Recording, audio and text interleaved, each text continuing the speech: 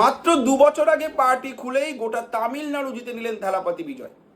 যে কথা কেউ স্বপ্নেও কল্পনা করতে পারেননি, এবার সেই অসাধ্য সাধনই করে দেখালেন তিনি। যিনি একসময় কাঁপিয়েছিলেন সাউথের ফিল্ম ইন্ডাস্ট্রি থেকে শুরু করে গোটা ভারতের ফিল্ম ইন্ডাস্ট্রি, এবার তিনিই কাঁপিয়ে দিলেন গোটা তামিলনাড়ুর রাজনীতি। There are so many jackals and other animals in the forest, but there will be only one lion.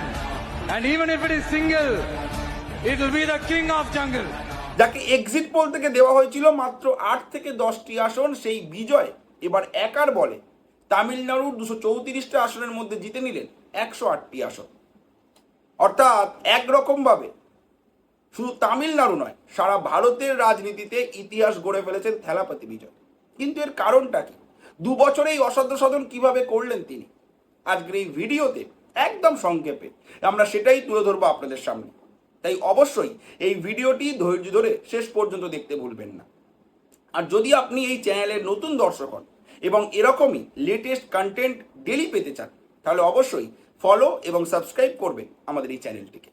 চলুন শুরু করা যাক। প্রথমেই আপনাদের জানাবো, দিনটা ছিল 2024 সালের 2রা ফেব্রুয়ারি। শুধু তামিলনাড়ু নয়, সারা ভারত দেখলো এক নতুন রাজনৈতিক দলের উত্থান, টিভিকে, তামিলাগা ভেত্রি কাজাগাম। এই দল খোলেন থালাপতি বিজয়। এই বিজয় কিন্তু দীর্ঘদিন ধরেই অতি পরিচিত একটি মুখ, শুধুমাত্র তামিলনাড়ুতে নয়, সারা ভারতের বুকে। তিনি কিন্তু দুর্দান্ত দুর্দান্ত সিনেমা করে এক ফ্যান বেস তৈরি করেছিলেন নিজের। তিনি হঠাৎ করেই 2024 সালে নিজের সিনেমা জীবন থেকে সন্ন্যাস নেন এবং রাজনীতিতে প্রবেশ করেন। আমরা প্রত্যেকেই জানি 2026 সালে তার শেষ সিনেমা জননায়গান মুক্তি পেয়েছে এবং তারপর তিনি আর সিনেমা করবেন না বলে জানিয়ে দিয়েছেন। তিনি করবেন শুধুমাত্র রাজনীতি, মানুষের জন্য কাজ করবেন।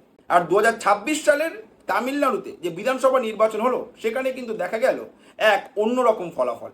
234টি আসনের মধ্যে 108টা আসন পেয়ে গেল টিভিকে একাই। ভাবুন, এক্সিট পোল যেমন আমাদের রাজ্যেও বিধানসভা নির্বাচন হওয়ার পর এক্সিট পোল থেকে যে রিপোর্ট এসেছিল, সেখান থেকে কিন্তু জানা গিয়েছিল যে বিজেপি আমাদের রাজ্যে ক্ষমতায় আসছে।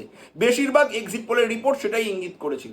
কিন্তু তামিলনাড়ুতে বিধানসভা নির্বাচন হওয়ার পর বেশিরভাগ এক্সিট পোল বলেছিল তামিলনাড়ুতে সরকার গঠন কি, 8 থেকে 10টা আসন পাবে হয়তো টিভিকে। বেশিরভাগ এক্সিট পোল সেটাই বলেছিল। আমরা আমাদের সামনে তুলে ধরবো বেশ কয়েকটি রিপোর্টও, যেমন এই ম্যাট্রিক্স, তারা বলেছিল 10 থেকে 12টা আসন পাবে টিভিকে। পিমার্ক বলেছিল 16 থেকে 26টা আসন পাবে। ভোট ভাই তারা বলেছিল 8 থেকে 10টা আসন পাবে। চাণক্য বলেছিল 52 থেকে 74টা আসন পাবে টিভিকে। অর্থাৎ সরকার গঠন করতে পারবে না, তবে এই আসনটা তারা পাবে। কিন্তু অ্যাক্সিস মাই ইন্ডিয়া যে এক্সিট পোল করেছিল, তারা কিন্তু বলেছিল এই বিজয় কিন্তু একক সংখ্যাগরিষ্ঠতা পেয়ে সরকার গঠন করবে। এছাড়া প্রত্যেকেই বলেছে যে না, একক সংখ্যাগরিষ্ঠতা পেয়ে ক্ষমতায় আসছে না টিভিকে। তবে সেই সব কিছু চুরমার করে দিয়ে 2026 সালের 4 মে তামিলনাড়ুতে কিন্তু জিতে নিয়েছে সব থেকে বেশি আসন এই টিভিকে। তারা পেয়ে গেছে 108টা আসন। জানলে অবাক হবেন, যখন 2024 সালে এই টিভিকে দলটা রাজনীতিতে প্রবেশ করে, তখন থেকেই কিন্তু এই দলের পিছনে শুরু হয়ে গিয়েছে বিতর্ক। কারণ এই দলের যে র্যালি হতো, সেখানে বিজয়ের এত ভক্তের সমাগম হতো যে একজন মারা গিয়েছিল পদপিষ্ট হয়ে। সেই নিয়ে বিভিন্ন রকম চার্জও লাগে বিজয়ের বিরুদ্ধে, বিজয়কে প্রচুর ট্রোল করা হয়। তবুও বিজয় থেমে থাকেনি। জানলে আপনারা অনেকেই জানেন হয়তো যে আমাদের দেশের রাজনীতিতে বিভিন্ন রাজনৈতিক দল দৈনিক উঠছে, আবার দৈনিক পড়েও যাচ্ছে। এর মধ্যে সব থেকে রিসেন্ট উদাহরণ যদি আমরা দিই, প্রশান্ত কিশোরের দল জনসুরাজ। প্রশান্ত কিশোর নিজে একজন স্ট্র্যাটেজিস্ট ছিলেন, তিনি নিজের দল খুলে ভোটে লড়েন। তার মতো ভোট কৌশলী হেরে যায় কিন্তু বিহারের নির্বাচনে। এই সব কিছু দেখার পরেও, এত ট্রোল সহ্য করার পরেও নিজের সফল সিনেমা জীবন ছেড়ে এসে কিন্তু রাজনীতিতে প্রবেশ করেছিলেন বিজয়। আর এবার তিনি জিতে নিলেন পুরো তামিলনাড়ুর রাজনীতি, পুরো ঘুরিয়ে দিলেন খেলা। ভাবুন, নতুন দল, নতুন মুখ নিয়ে রাজনীতিতে লড়লেন, এলেন, দেখলেন আর যেন জয় করলেন। এই কথাটাই যায় বিজয়ের সাথে একেবারে। 60 বছর ধরে ডিএমকে এআইএ ডিএমকে যে লড়াই, তা একাই পুরো ভেঙে দিলেন, জিতে নিলেন নিজে। কিন্তু কেন হঠাৎ করে এই পরিবর্তন দেখা গেল তামিলনাড়ুর রাজনীতিতে? তার জন্য রয়েছে মূলত 3টি কারণ। এক হচ্ছে যুব সমাজের সমর্থন। অর্থাৎ আমরা প্রত্যেকেই জানি যে যে কোনো দেশের বা যে কোনো রাজ্যের ভোটের মেরুদণ্ড কিন্তু যুব সমাজ। তারা যাদেরকে চায় তারাই কিন্তু দেশে সরকার গঠন করে।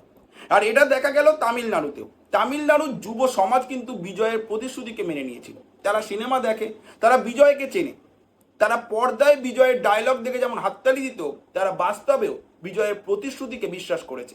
আর তাই তারা ভরসা দেখিয়েছে বিজয়ের ওপর। 40-এর নিচের তামিলনাড়ুর যত ভোটার রয়েছে তারা সবাই বিজয়কে ভোট দিয়েছে। আর এটাই তামিলনাড়ুর মসনদে টিভিকের বসার অন্যতম মূল কারণ। দ্বিতীয় কারণ হচ্ছে তামিলনাড়ুতে টাকা দিয়ে ভোট কেনার অভিযোগ দীর্ঘদিন ধরে চলে আসছে। যে ভোটের আগেই টাকা দেওয়া হয় সাধারণ মানুষকে এবং ভোট কিনে নেওয়া হয়, সেই ট্রেন্ড কিন্তু ভেঙে দিয়েছে বিজয়। তিনি দেখিয়েছেন যে তিনি সৎ। তিনি টাকা দিয়ে ভোট কিনতে চান না, তিনি মানুষের সাথে সংযোগ স্থাপন করে মানুষকে বিশ্বাস করিয়ে তাদের ভোট নিতে চায়, তাদের জন্য কাজ করতে চায়। আর মানুষ কিন্তু এটাতে বিশ্বাস করেছে এবং তাকে যোগ্য সম্মান দিয়ে জিতিয়ে এনেছে। তৃতীয় পয়েন্ট হচ্ছে বিজয়ের স্টার পাওয়ার। আপনারা প্রত্যেকেই জানেন বিজয়ের একটি সফল সিনেমার কেরিয়ার ছিল। আর যখন তিনি সিনেমা করতেন তাকে তামিলনাড়ুর জনগণ একটা নাম দিয়েছিল, থেলাপাতি। এই থেলাপাতি মানে কি? কমান্ডার, লিডার, নেতা। অর্থাৎ ভাবুন, যখন তিনি সিনেমা করতেন তখনই তাকে নেতার তকমা দিয়ে দিয়েছিল তামিলনাড়ুর জনগণ। তাহলে যখন তিনি ভোটে দাঁড়ালেন, যখন বাস্তব একটা নেতার চরিত্রে পদার্পণ করলেন, তখন তাকে বিশ্বাস করবে না মানুষ? এটা তো হওয়ারই ছিল। আর তাই তাকে এবার জিতিয়ে আসল থেলাপাতির জায়গা দিয়ে দিল তামিলনাড়ুর ভোটাররা। তবে এখানেও কিন্তু রয়েছে সমস্যা। হ্যাঁ, এটা ঠিক, তামিলনাড়ুতে জিতেছে টিভিকে, তারা 234টার মধ্যে 108টা আসন পেয়েছে। কিন্তু তামিলনাড়ুতে একক সংখ্যাগরিষ্ঠতা পাওয়ার জন্য যে ম্যাজিক ফিগার, সেটা কিন্তু 118। অর্থাৎ 10টা আসন পিছিয়ে রয়েছে টিভিকে তামিলনাড়ুতে একা সরকার গঠন করার জন্য। এর জন্য তাদের লাগবে আরও 10টা আসন। এই 10টা আসন তারা কাদের থেকে নেবে, চলুন এবার সেটা আপনাদের জানিয়ে দিই। 234টা আসনের মধ্যে 108টা আসন পেয়েছে টিভিকে, বাকি রইল 126টা আসন।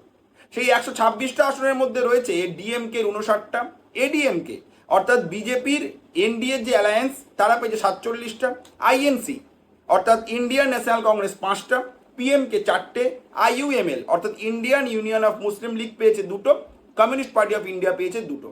এই ছিল বাকি 126টা আসনের ফলাফল। কিন্তু ব্যাপারটা হচ্ছে, যদি বিজয় এখন সংখ্যাগরিষ্ঠতা পেতে চায় এককভাবে, তাহলে তাকে জোট বাঁধতে হবে যে কোনো একটা দলের সাথে।